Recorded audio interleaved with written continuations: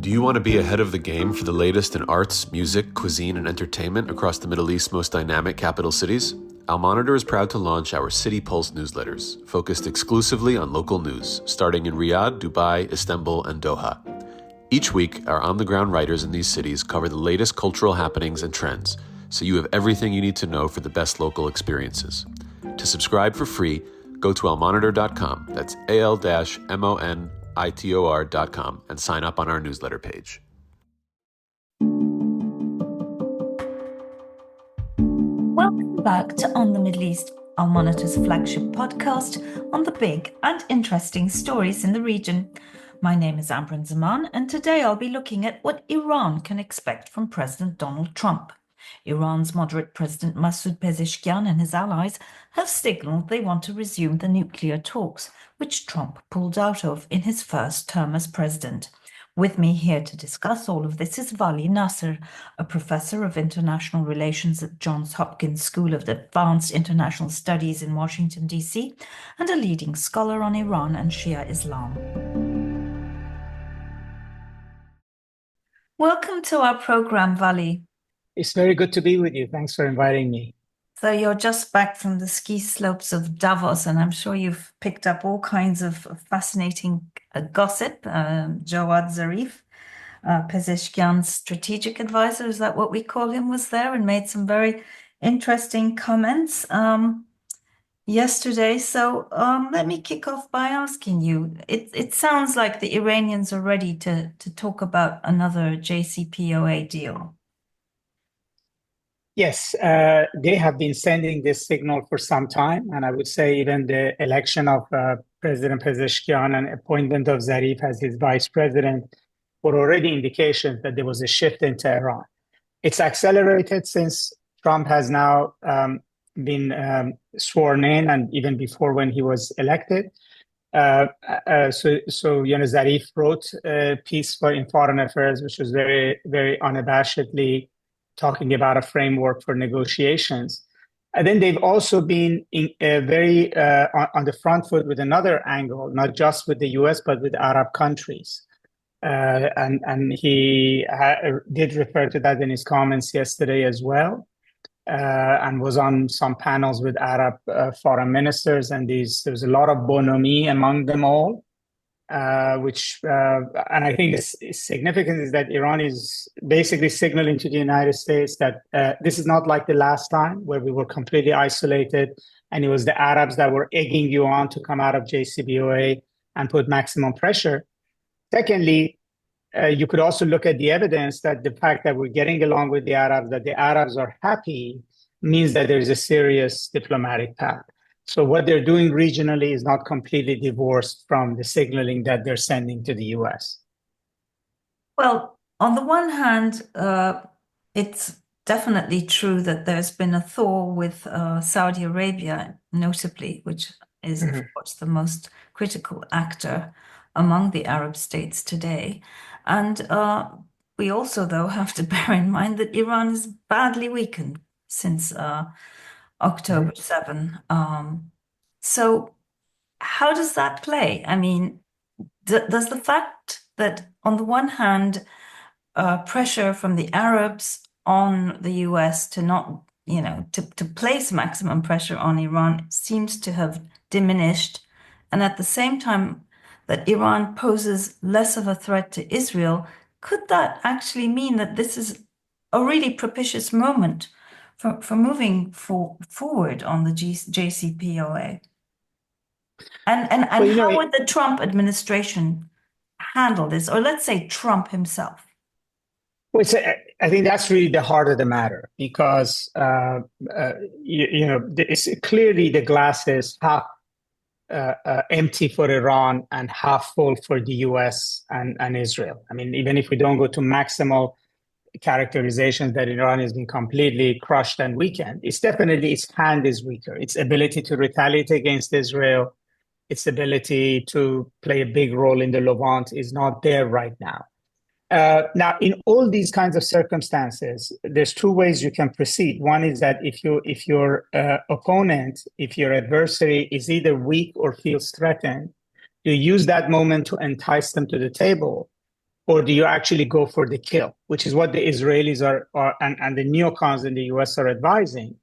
And mind you, Amber, that's the policy the US followed in 2003. When they invaded Iraq, they thought this was really easy. Soon we will be in Tehran. And at that point in time, Iran's president, Khatami, sent a very broad-based offer to the US that through a fax that said that, not only they were willing to talk about the nuclear issue, they were willing to talk about Hezbollah, they were willing to talk about everything, because Iran felt really vulnerable to how quickly and easily the US had dismantled Saddam's army. And the US threw the facts in the garbage, said, well, if they're feeling weak, it's time to add to pressure, not to actually bring him to the table. And then things unraveled for the US. And Iran actually ended up swallowing Iraq, and then from there going on to get a foothold in Syria as well. So we're exactly on a similar kind of a moment. My reading of Trump so far is he's not averse to using economic pressure on Iran. I don't think he likes war. But I think he's going to play this moment a bit differently than Cheney and Bush did in 2003.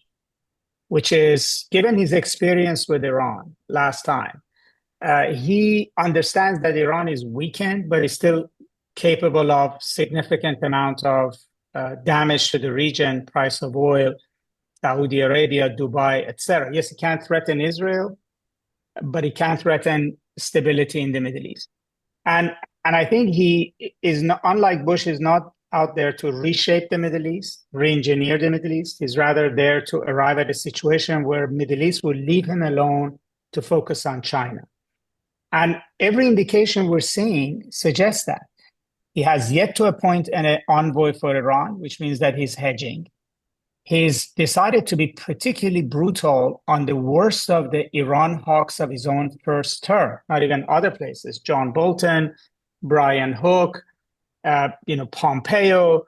If you're sitting in Tehran, you wouldn't think that this is coincidental. And it's not a surprise that Iran's Vice President Zarif yesterday specifically mentioned these in his conversation with Fareed Zakaria, which means that the Iranians are reading this as the fact that Trump wants to dissociate himself from the people who pushed him very close to a confrontation with Iran. And the Iranians are also trying to sort of prepare their own audience, international audience, for approaching Trump. Again, Zarif made the comment in Davos that it was Trump's advisors that foolishly pushed them to dismantle, come out of the JCPOA, and that reflects badly on the advisors, but not on Trump himself. In other words, everything Iran confronted under Trump was really John Bolton and Mike Pompeo and Brian Hook's fault, and not Trump himself. And Trump is actually saying that to them as well. These guys are warmongers, and I don't want warmongers. So we have to see what's Trump's next move. So far, if you're Iran, looking from everything from November to January, this has been far less bad, or let's say it's been far better than the worst expectations would have been. Well, you spoke of Brian Hook getting the boot and Bolton having his security clearance revoked, clear signaling there, but also the fact that this guy, Mike Domino, has been appointed the Middle East policy guy at the Pentagon, somebody who's been very vocal about his opposition to joint US-Israeli strikes on Iran. Again, sends a similar signal, right? So the fact that Trump is, apparently weeding out all the hawks, does that suggest that he's taking matters into his own hands? Or in what way do you think his policy making will change? Will he rely less on all these advisors and make these decisions on his own? First of all, the early indications is that everything important will be run through the White House, not the State Department or Pentagon. So even the personnel he's put, like the Secretary of Defense, these are not people who are strong, seasoned policy people who would argue with him. Rubio is different, but it's very clear that the envoys he's appointed for Ukraine, for Venezuela to North Korea, etc. None of them are being assigned essentially to the State Department. None of them are traditional diplomats. They are basically going to be run out of the White House. So this is generally centralization. Secondly, he very clearly, what we're seeing in this term versus the first term. The first term was much more of a even competition between the neocon elements and the novice MAGA elements that were anti-war and coming in. And in fact, the neocons dominated, whether it's Pompeo or Bolton, and you could say even traditional foreign policy types like Mattis, Kelly, Milley, etc. Now, this time around, it's very clear that the anti-war MAGA side has won. They want to focus on China. They don't want wars. They don't want a war in Ukraine. They don't want war with Iran. They don't want war anywhere. And the neocons are out. And if the message was not clear that the neocons are out, Trump has gone on a bully pulpit and is broadcasting it far and wide that I don't want these people. And the reasons he's using that he doesn't want them always includes words like warmongering, whether it's with Pompeo and Nikki Haley, or whether it's with Brian Hook and John Bolton. Now, Iran, and let's say Iran policy is a beneficiary of this, because if you said with Iran, there's only two paths. You either is successful diplomacy or is war. The neocons, backed by Israel, don't want diplomacy. They want war. They wanted war the first term of Trump administration. They want it now. Whereas the MAGA people, by definition, is this sort of the base that's coming with them, which is anti-war, which is isolationist, does not want war with Iran. So, his approach to Iran, it has to be set in the context of a bigger trend that we're seeing in Washington's foreign policy. So these appointments, aside from his assistant secretary for Near East at the Pentagon, the number 3 in the Pentagon, Eldridge Colby, has for long argued that the Middle East is irrelevant. The U.S. should focus on China. Not that they're friends of Iran. They're just saying Iran is not important enough for the United States to repeat the mistakes of George Bush and spend trillions of dollars on many years in the Middle East in senseless wars. And we should not elevate Iran to the level of a foreign policy, bogey that makes us forget about China and Russia to that extent. So that kind of thinking inevitably means that the U.S. would have to be interested in diplomacy with Iran. So I think the Iranians it's not that they're having good engagements with Trump. They're seeing a massive change in Trump's approach to foreign policy and the balance of power between the MAGA folks and the neocons that has direct bearing on where Iran stands. Well, setting aside the MAGA folks, what about Israel, though? Or more precisely, what about Benjamin Netanyahu? Because the common perception in the region has long been that Trump will do almost anything that Benjamin Netanyahu asks of him. Yet one has reason to believe now that it's not quite that simple. And one gets the sense that, especially through just what happened in Gaza with the deal with Witkoff, with Trump's envoy playing a key role in getting the Israelis to the table.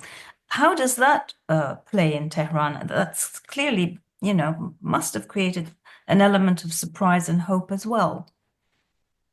It has. And I think we're in a situation with Trump, because he's keeping his cards so close to his chest, because he's being enigmatic, that everybody's reading the tea leaves, including in Washington, including in Europe. Nobody knows exactly what he will do in Syria, or what he will do with Iran, or even who to speak with exactly right now in Washington. And that also applies to Israel. I mean, there's always obviously a dimension in which Bibi Netanyahu will speak to Trump directly, although Trump, again, has very tantalizingly made it clear that he's a big supporter of Israel, but doesn't like Bibi Netanyahu. For instance, he recirculated a very controversial video clip by Jeffrey Sachs, which said quite negative things about Bibi Netanyahu. And again, his warmongering and wanting to get the United States to wars, which was very shocking that Trump circulated that. What game is playing is pretty interesting. But I would say that it is important. Well, let me put it this way: there's no doubt that Bibi Netanyahu will push very hard to get the United States to do what is in Israel or interest as he sees it, on Gaza, on Syria, on Lebanon, on West Bank, and then on Iran as well. But I think it's now too facile to say that basically he can have his way with Trump completely. I mean, we're seeing a face of Trump that says, I'm with you, but you cannot decide things for me. We saw it on Gaza. Probably we saw it on Lebanon, that likely the war in Lebanon would not have finished if Trump had not signaled that he wants those wars ended when he comes in. And secondly, we have to also note that he may give in to Israel on some things, but not other things. That there are things he might give in to Israel, but that don't include a threat of America having to go to war with the Middle East. But I don't think that. I think you have to be guardedly optimistic that he's not naive enough to think that yes, Israel would want the United States to destroy Iran's nuclear capability and even overthrow its regime, but it will be the United States that will bear the cost. So it would serve Israel's purposes, but the risks are to the United States. The risks are to global energy prices. The risk is to Saudi Arabia, to UAE, to Gulf security. And I don't think Trump is necessarily going to be that pliant with Israel. And so there's limits to how much Israel can do, unless, let's say, negotiations with Iran completely collapse, or I know you have a scenario in which Americans are put in danger, that then the calculation changes. But I think in a way, Trump this time is closer to where Obama was in 2011. Which he basically said, okay, Mr. Netanyahu, you really worried about Iran? You really think they're 6 months away? You really are threatening war? I'm going to take that issue off the table by negotiating with them. And then Bibi said, no, that's not the solution I wanted. I wanted to do something military. And Obama's point was, I don't want to go to war region. That's exactly why I'm negotiating with Iran. And I think in a way, that's exactly where Trump is.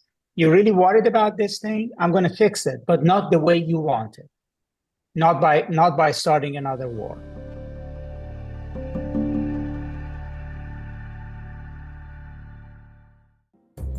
Today's transformation of the Middle East is at the center of global geopolitics. Whether you're an analyst, diplomat, executive, or academic, you need the best reporting and analysis to understand what's really happening on the ground and what it means for the world. Al-Monitor is the award-winning independent leader in Middle East news. From Riyadh to Beirut, Abu Dhabi to Doha, and Baghdad to Tehran, our team of over 100 expert journalists report daily on the top stories driving the regional trends. Download our mobile app and subscribe to Al-Monitor to follow what leaders and decision makers are reading every day. Go to almonitor.com, that's AL-MONITOR.com, and use promo code POD25, POD25 for a discount. Well, okay, let's look at inside Iran on this question, because of course there's always the hardliners. I mean, if I'm giving you the simplified version. Hardliners versus the doves, and Zarif, for example, always portrayed as a dove, and Pezeshkian kind of presented as being more of one as well. Do you think that there will be resistance to resuming the talks within Iran itself? Yes, there would be, and there already is. There already is very powerful voices that are cautioning, trusting the United States again, that are cautioning, going down the path of another deal that the U.S. would renege on. The softer side of those cautions would say, you can't trust the U.S. You don't have any levers to trust them. They basically make deals, then they renege on the deals. They don't implement deals. Can you get guarantees for a deal? Can you get guarantees that sanctions would be lifted? And then you also have another cabal of voices that probably maybe closer to where the supreme leader is, that they don't want to negotiate if the U.S. thinks Iran is weak. In other words, there's always the question of should we talk at all, and there's a question of should we talk now. I mean, the irony of being weak on the Iranian side is also there are voices that say that. But the reality is this, one way of thinking about this whole issue is that Iran is weaker than before, and I do agree with that. But what happened in Syria has also changed the balance of power between the generals and the diplomats in Tehran. In other words, with the massive losses in the Levant, a lot of Iran's ability to project power against Israel, against the US is gone. And the most powerful thing short of causing a war for Iran to actually deal with the crises that it faces and deal with the US and even push back against Israel are diplomatic. That's why, as Israel was dismantling the Syrian government, you had Iran's foreign minister visiting Arab capitals, meeting even heads of states with whom Iran has no diplomatic relations, like Jordan and Egypt and Bahrain. And so it was very clear that Iran understands that at this moment of weakness, loneliness, that the generals' ability to defend Iran, to provide solutions of both power projection and defense has weakened. And so you would say that, yes, Zarif and his cabal have always been part of Iran's political structure. But they now have a stronger hand than before. So let's say Iran is weak, its economy is weak, there's political discontent at home, Israel wants to go to war. The generals don't have a satisfactory answer to these issues. When they sit around the closed national security room, they cannot tell the supreme leader, like they could have a year ago, that we can handle Israel, we can handle the US, and we can handle the economy. And so then who can do this? And for better or worse, whether it's Zarif or another diplomat or whoever, it has to be diplomatic. As the way to alleviate pressure on Iran's economy is through tariff reduction, which is through diplomatic negotiations with the US. A way to protect yourself against an imminent war or strike on your nuclear facilities, risking something much bigger, has to be through a diplomatic path. Exactly because Iran's deterrence capability against the US and Israel has gone down, means that it needs diplomacy more. Now, it is possible that there's a tactical maneuver. But you know better than I that a lot of tactical maneuvers in the short run end up being strategic reorientations in the long run. So you take steps, and those steps become other steps, and gradually you end up in a different place. So let's say if Iran is serious about negotiations, and it does meet with the United States, and there is a deal, and the deal has results for Iranian government, for Iran regime, the naysayers in Tehran, hardliners, would be weakened. And then these pragmatists basically become much more important. If a deal with the United States lasts 3-4 years, then you would say that becomes even more so. But if there is no deal, or if they meet with the United States and it fails, then the hardliners will again get the upper hand, because there's no, Iran has to fall back on them again if there's no diplomatic path. So we're in a very critical moment. I think we have to treat this much more as a moving picture than it's written in stone that Zarif and his cabal will have no say whatsoever in what Iran does. Well, it's a very interesting moment, one full of uncertainty, but clearly some hope, which is, a welcome change. Thank you so much for joining us here today, Vali Nasr, and hope to have you again on our show again sometime soon. Thank you. Thanks for inviting me to the show. Thank you so much for tuning in today's episode of On the Middle East. For more in-depth coverage of the region, go to our website, www.al-monitor.com. Thank you and goodbye.